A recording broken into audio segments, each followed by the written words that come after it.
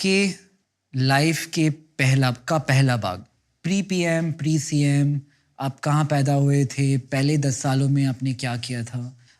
If you can throw some light on the first era of your life.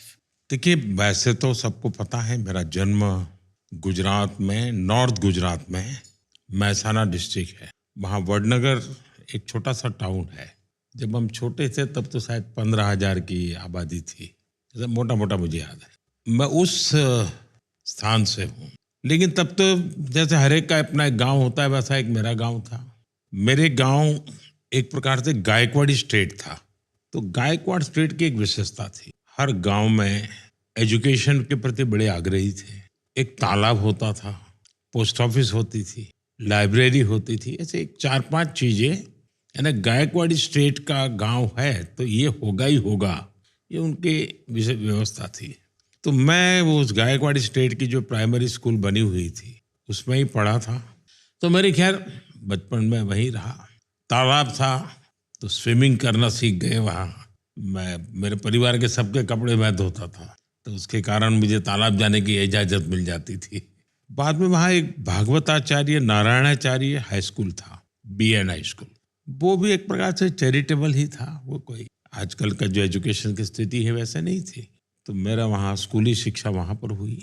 उस समय ये 10+2 नहीं था, 11वीं कक्षा हुआ करती। मैंने कहीं पढ़ा था कि चाइनीज फिलोसोफर ह्यूएन त्संग वो मेरे गांव में रहे थे, तो उस पर एक फिल्म बनाने वाले थे।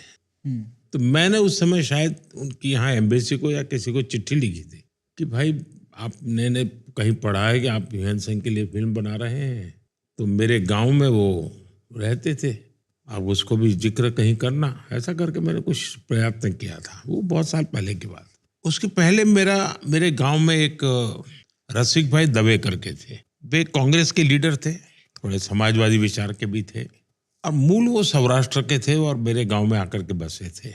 वो हम स्कूल को बच्चों को कहते थे कि देखो भाई, तुम कहीं पर भी जाओ और कोई भी पत्थर तुम्हें मिले जिस पर कुछ लिखा हुआ हो या कहीं कुछ उस पर नक्काशी की हुई हो, तो वो पत्थर इकट्ठे करके स्कूल के इस कोने में डाल देना।